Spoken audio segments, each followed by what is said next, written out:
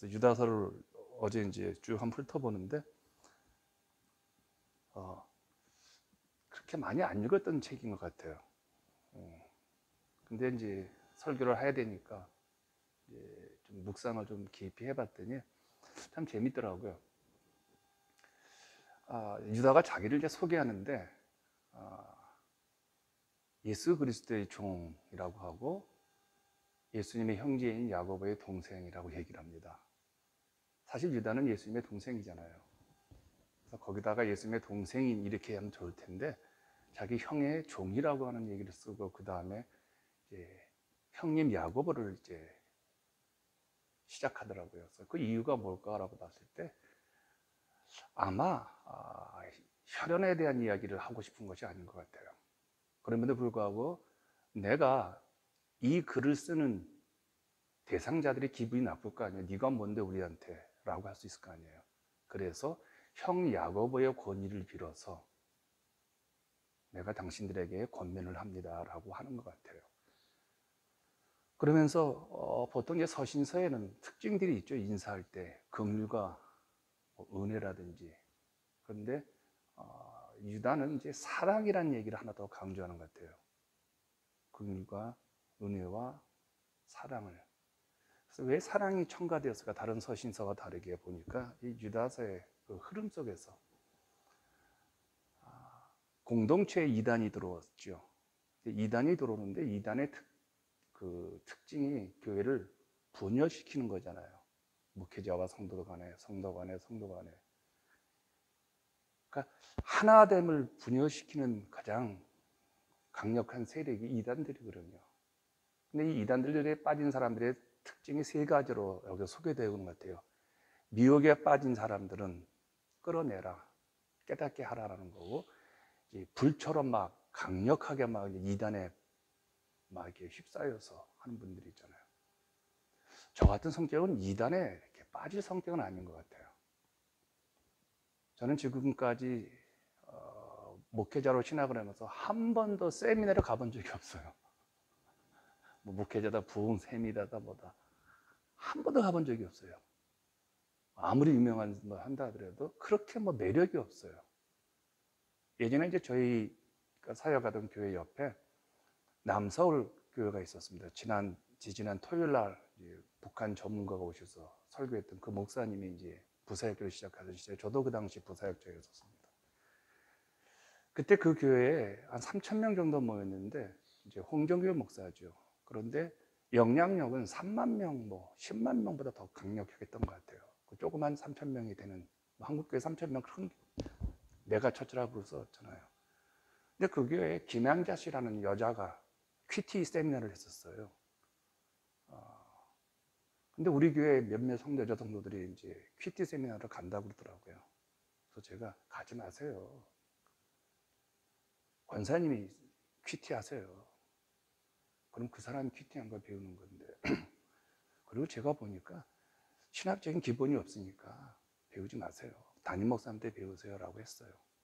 그러니까 한 권사님이 너무너무 좋다고, 너무 솔직하다고 해서 내가 솔직히 좋은 게 아니고 은혜를 받아야죠. 내가 이제 이러면서 그렇게 저를 이제 세미나를 가본 적이 없는 것 같아요. 그래서 그런지 몰라도 뭐 아무리 큰 목사 뭐 누가 와도 이렇게 뭐 마음속에 이렇게 동요되는 게 없는 것 같아요. 그런데 어떤 분들은 막 세미나를 참 잘 찾아다니는 분들 있잖아요. 열심히 배우세요. 뭐 배우는 거야 뭐. 그런데 이단들에게 쉽게 빠진 사람들, 그런 사람들이 있는 것 같아요. 그리고 세 번째로는 아마 정말 교회를 완벽하게 이단에 속해가지고 이제 사역자를 이제 몰아낸다든지 교회에 안 좋은 영향력을 행사하는 그런 이제 빠진 사람들이 있는 것 같아요. 그런 사람들에게는 미움과 사랑이라는 표현을 썼어요. 유다가 미워하라는 거예요. 그러나 사랑으로. 그럼 우리가 잘 아는 이제 연속극 드라마라든지 또 교회에서 자주 쓰는 표현이 있죠. 죄는 미워하되 사람은 사랑하라. 그 말이 아닌가. 그래서 사랑이라는 표현을 썼던 것 같아요. 그러면서 이 서신서를 쓰는 목적이 이미 복음의 완전성이 이루어졌는데 그 복음에 더해지는 그런 이단들을 조심하라. 근데 여기서 조심하라는 표현보다 한 걸음 더 나아가서 바울 선생의 이야기를 하는 것 가운데 하나가 있는데 그건 싸우라고 합니다. 이단들은 가만 놔두면 안 된다는 표현을 써요. 그래서 내가 처음에는 너희들에게 완벽한 십자가 구원을 통해서 이루어진 이 구원에 대해서 이야기하려는데 교회에 가만히 들어온 놈들이 있다. 그 놈들을 내가 좀 가만 안 두겠다라는 표현에서 서신의 목적을 바꾼 것 같아요. 우리가 보통 이제 편지를 쓴다라고 했을 때 신약 성경은 거의 서신서 아니겠습니까? 이 신약 성경에 서신서를 쓸 때 어떤 목적이 있잖아요. 바울 선생님이 서신서를 쓸 때는 그냥 뭐 사랑합니다, 좋아합니다 이런 건 아닐 거 아니에요. 대부분의 서신서가 그 당시 상황 속에서 교회가 문제가 있을 때 서신을 쓰는 것 같아요. 그리고 그 서신은 굉장히 강력한 어떤 권면의 성격을 가지고 있는 것 같아요. 그래서 교회에 한 성도를 향해서 서신을 쓰면 그 서신서가 다 회람이 되는 것, 이 당시였거든요. 뭐 에베소 교회도 마찬가지였고 고린도 전후서도 마찬가지고 빌립보서도 마찬가지잖아요. 다 교회 문제가 심각하니까 바울 선생이 편지를 쓰잖아요. 뭐 그 당시 교인들이 뭐 20, 30명이니까 적은 공동체니까 편지를 써도. 그러니까 이 편지를 요즘 우리가 편지를 안 쓰죠. 편지라는 건 공간이 제약이 되어 있죠. 이 공간을 옮기는 시간이 또 시간적인 어떤 전제가 있고요. 저도 제 아내가 이제 약혼을 하고 아내가 둘러스 선교사를 한 3년간 이제 선교사로 나가서 해외를 돌아다닐 때 둘이 편지를 무지하게 많이 썼어요. 그래서 지금 그 편지를 보관하고 있어요. 근데 한번 편지를 보내면 몇 달 걸려서 와요. 그 배가 이제 바닷가에 있으니까 바다에서 왔다 갔다 하니까. 그리고 한국으로 돌아올 때. 그래서 그 편지를 지금도 읽어보면 참 재밌어요. 근데 그 편지 속에는 어떤 의미가 있습니까? 그 편지를 쓰는 마음이 있잖아요. 요즘이야 뭐 이메일, 카톡이니까 공간이 전혀 없잖아요. 뭐 유럽에도 한국에도. 그러니까 요즘은 편지가 참 그립죠. 제가 한번 제 아내한테 교회 걸석제하게 한번 내가 편지를 한번 써볼까? 저는 워낙 글을 쓰기 좋아하니까. 근데 제가 워낙 이게 글을 쓸 때 날림으로 써요. 글씨가 크고 쫌쫌하게 쓰지 않고. 그러니까 이게 편지를 쓴 사람들의 필체를 보면 알게 되겠죠. 필체를. 여러분, 루터 선생은 어떤 필체가 있을 것 같아요? 굉장히 강력한 필체래요. 인본주의자 에라스무스는 어떤 필체일 것 같아요? 그럼 글씨체가 조그맣대요. 왜냐면 할 말이 많으니까. 워낙 에라스무스는 할 말이 많잖아요. 그러니까 여러분도 한번 편지 써보시면서 자기 성격이 나옵니다. 저는 성격이 좀 급해가지고 막 다자가 아자로 막 써요, 이렇게. 근데 이 당시 이 편지가 굉장히 많이 유다가 이 편지를 쓴 거예요. 근데 유다의 편지를, 이 유다서를 읽으면서 여러분들 읽어보시고 한번 집에 가서 읽어보시오. 오늘 이제 생명에서는 4월 1일부터 유다서, 오늘과 내일인데 이 유다서는 굉장히 헬라어를 원어를 보면요 수준이 높은 단어를 썼어요. 그래서 많은 학자들이 유다같이 갈릴리 촌놈이 이렇게 수준 높은 글을 쓸 수가 없다라고 해서 유다서를 유다가 쓰지 않았을 것이다라고 이제 태클을 겁니다. 근데 당시에는 대필이 있었습니다. 사도 바울 선생님께서도 13개의 서신서 가운데 학자들 가운데 많이 대체적으로 6개 내지 7개는 바울 선생님 써고 나머지 6개 정도는 누군가 써주거나 아니면 위작이라고 그러잖아요. 근데 당시에는 오늘날은 위작이 치팅이고 이제 카피했기 때문에 표절이기 때문에 문제가 많지만 당시에는 후학들이 존경하는 자기의 스승이나 어른들에게 그를 위해서 그가 했던 말들을 정리해서 하는 것이 유행이었다고 합니다. 소크라테스 같은 경우는 책 한 권은 내지 않았는데 플라톤이 소크라테스의 이름으로 책을 많이 냈죠. 오늘날로 말하면 이건 말도 안 된다지만 당시에는요. 그래서 바울 선생도 자기의 글을 대필하게 했고 이제 이런 거를. 그래서 유다는 촌스러운 말을 썼지만 그 유다의 이야기를 들었던 사람이 수준 높은 헬라어를 쓴 것이 아닌가라고 해서. 그래서 이 유다서 한 장밖에 되지 않지만 이 한 장 속에서 굉장히 많은 깨달음을 주는 것은 단어 때문에 그런 것 같아요. 그리고 어두운 분위기를 불어내다가 그냥 마지막 절에서 성령 부분에서는 굉장히 영광스럽죠. 우리 하나님께서 우리와 함께 하시고 여러분들의 삶의 어려움을 하나님이 도와주실 것이다 라는 얘기를 하죠. 그런데 이 유다서에서 유다가 쓰는 방식 중에 하나가 미드라시라는 용법을 씁니다. 미드라시라는 용법은 우리가 잘 아는 방법인데 요즘은 잘 안 쓰는데 제가 어렸을 때 우리 어른들이 많이 썼던 방법이에요. 오늘의 현실을 구약의 방법을 가지고 끌어들여서 혼내키는 거예요. 그러니까 예를 들어서 오늘 너네들이 지금 하고 있는 일을 보면 과거에 모세 시대의 광야에서 하나님께 불안당짓했던 사람들이 죽었던 이단들이 바로 그렇게 죽을 거라는 거예요. 두 번째로는 소돔과 고모라 이야기를 하면서 오늘날 이단들이 음란한 것을 한다라는 거죠. 그러니까 이단들이 가지고 있는 두 가지 특징들이 있어요. 오늘 본문에서 보면요. 윤리적으로 굉장히 저급해요. 여러분 최근에 센세이션이 일어난 어떤 이단 보셨죠? 정머식이라고 되게 못생기고 무슨 말인지 못 알아듣겠는데 막 이쁜 처자들이 막 난리를 친 보셨잖아요. 거기 가장 특징이 뭡니까? 윤리가 없어요. 아니 그 교주의 방에 들어온다고 들어옵니까? 그러니까 윤리가 무너진 거예요, 이단들은요. 또 한 가지는 복음에 대한 근본성을 갖다가 훼손시키는 거죠. 여러분 예수를 믿는다는 얘기는요, 더 고급화된 윤리에 참여한다는 얘기입니다. 보네퍼 선생이, 보네퍼 목사님이 이런 얘기를 했어요. 이 시대의 가장 큰 치명적인 문제는 너무 은혜를 값싸게 생각한다는 거예요. 값싸, 칩 그레이스라고 그래요. 그런 것 같아요. 모두 하나님 다 해줬다고 생각합니다. 우리가 지불할 값이 없다고 생각을 해요. 그렇지 않잖아요. 하나님의 아들이 죽었잖아요. 우리를 위해서요. 그럼 우리는 어떻게 살아야 됩니까? 세상의 수준과는 다르게 살아야 되거든요. 정말 세상 사람들이 봤을 때 저분은 정말 예수 믿는 사람이야 라는 겁니다. 제가 몇 주 전에 한번 설교 시간에 이런 얘기 한 적이 있어요. 우리가 식당에 가서 식사 기도할 때 한 1분 정도는 하자. 그래야 지나가는 사람들 저분 예수 믿는 사람이다. 그리고 우리는 공식적으로 예수 믿는 사람인 것을 선포하고 그다음에 그부터는 부담스러워서 사람들의 눈초리가 부담스러워서 우리의 언어가 달라지잖아요. 교회 얘기하지 않고 목사 얘기하지 않고 다른 사람 비난하지 않잖아요. 그러니까 예수를 믿는다는 게 바로 이 어떤 고급화된 윤리적 어떤 도덕적 수준으로 올라가는 건데 이단은 그렇게 못해요. 두 번째는 복음의 왜곡이죠. 여기서 예수 그리스도의 십자가는 이들도 인정하려고 해요. 그런데 문제는 뭐냐면 교회론이에요. 그다음에 죄론이에요. 죄에 대해서 되게 너무너무 완벽하게 죄성을 갖춰 집요하게 추적을 해요. 여러분 우리에게 당신은 죄인이다 죄인이다 하기 시작하면 우리 할 말 없어요. 이게 감리교에서 말하는 완벽주의죠, 신앙이에요. 구원의 완벽성, 죄인의 완벽성. 죄에 대해서 너무 지적하다 보면요, 할 말을 잃어버리죠. 그렇죠. 우리는 모두가 다 민망하고 하나님 앞에 부족하고 어쩔 줄 모르는데 늘 그 얘기만 해보세요. 이게 이제 이단들이 가지고 있는. 그래서 엄격따서 못하게 만드는 거예요. 그래서 그 죄를 해결하는 방법이 있다는 거예요.